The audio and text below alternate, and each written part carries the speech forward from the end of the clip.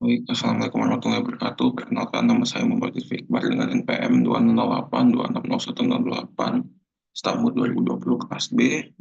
Pada kesempatan kali ini, saya akan memaparkan tugas presentasi mind map pada blok Basic Endocrine.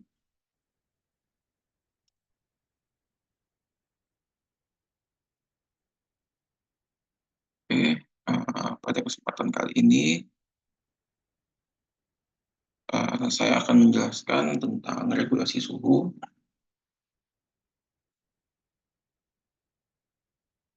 Pertama,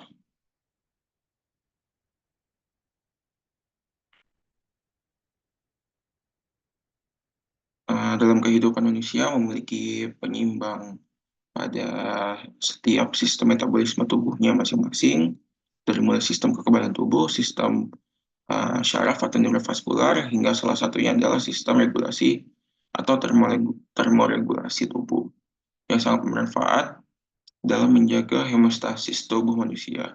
Badan manusia dapat dilihat menjadi central core yang disekitari oleh lapisan luar tubuh. Suhu dalam inti pusat yang terdiri dari organ perut dan dada, sistem saraf pusat, dan otot rangka umumnya tetap konstan. Suhu inti internal ini tunduk pada pengaturannya yang tepat untuk mempertahankan keteguhan homeostasis. Jaringan inti berfungsi paling baik pada suhu yang relatif konstan, sekitar 97,7 derajat Fahrenheit atau 37,5 Celcius. Kulit dan lemak subkutan merupakan kulit terluar, berbeda dengan suhu tinggi yang konstan di bagian inti. Suhu di dalam cangkang umumnya lebih dingin dan dapat sangat bervariasi. Sebagai contoh, suhu kulit dapat berfluktuasi antara 68 derajat Fahrenheit dan 104 derajat Fahrenheit atau 20 dan 40 derajat Celcius tanpa mengalami kerusakan. Oke, kita lanjut ke termoregulasi. Termoregulasi merupakan uh, uh, termoregulasi dalam tubuh kita dapat melalui beberapa regulasi dengan pertukaran panas melalui konduksi, radiasi, konveksi, dan evaporasi. Sedangkan organ tubuh yang mengatur suhu tubuh kita adalah hipotalamus dengan terangsangnya melalui perubahan temperatur dalam tubuh maupun luar tubuh. Baik, kita masuk ke uh, hipotalamus. Seperti yang dapat dilihat dari mind mapping di berikut, beberapa reaktor yang merangsang hipotalamus bekerja sebagai body thermostat. Pertama itu perubahan temperatur kulit yang merangsang peripheral uh, ter termoreseptor kulit. Terjadi perubahan suhu dari dalam tubuh juga merangsang sebagian hipotalamus. Setelahnya, hipotalamus akan melakukan rangsangan kepada organ-organ yang berperan dalam termoregulasi seperti otot, kulit, dan juga kelenjar keringat.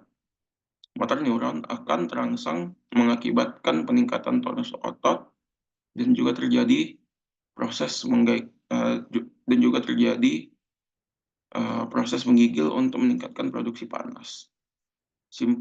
Simpatetik nervus akan mengarah kepada arterioles yang berada di kulit untuk melakukan vasokonstriksi untuk memproduksi panas dan vasodilatasi untuk mengurangi produksi panas tubuh. Sama halnya nervus simpatik akan merangsang kelenjar keringat untuk mengalami pengeluaran panas yang menyebabkan peningkatan hilangnya produksi panas. Selanjutnya kita masuk ke pertukaran panas. Jadi pertukaran panas sendiri itu dia bisa terjadi secara beberapa hal. Yang pertama itu ada konduksi, yaitu perpindahan panas antara benda-benda dengan suhu berbeda yang dengan cara bersentuhan langsung satu sama lain dengan panas yang bergerak menuruni gradien terlemahnya dari benda yang lebih hangat ke benda yang lebih dingin. Ternyata itu ada, radiasi. Radiasi itu dia, perpindahan, panas melalui pancaran energi dari permukaan benda yang hangat dalam bentuk gelombang elektromagnetik. Selain itu ada konveksi. Pada konveksi itu dia perpindahan energi panas itu melalui arus udara atau melalui air. Yang terakhir itu ada evaporasi, yaitu, perpindahan panas, yang disebabkan oleh penguapan atau evaporasi dari permukaan kulit. Panas yang diperlukan untuk untuk mengubah air dari bentuk cair menjadi gas diserap dari kulit sehingga mendidihkan tubuh. Baik, selanjutnya respon tubuh dari dua regulasi tersebut. Pertama itu ada respon dingin. Respon tubuh dari dua regulasi tersebut, dapat dilihat dari tabel berikut. Dengan terbaginya menjadi beberapa respon tubuh bila mendapat respon dingin yang akan diterima oleh hipotalamus posterior dan respon panas pada hipotalamus anterior. Jadi, pada respon dingin di hipotalamus posterior itu, jika produksi panas meningkat, panasnya akan dikeluarkan, tonus ototnya akan meningkat, dan terjadi menggigil, vasokonstriksi arteriol kulit, dan membungkukkan bahu. Selanjutnya itu respon panas hipotalamus anterior itu jika produksi panas menurun, tonus otot menurun, dan panas dikeluarkan vasodilatasi arteriol kulit dan berkeringat. Peningkatan produksi panas didapatkan dari reaksi peningkatan tonus otot dan menggigil.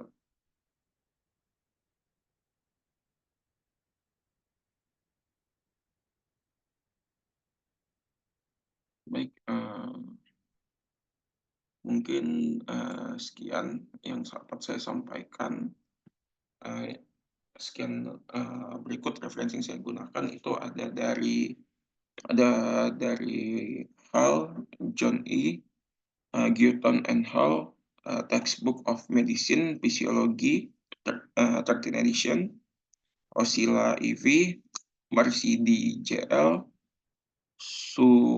Sumway K.R., Physiology Temperature Regulation.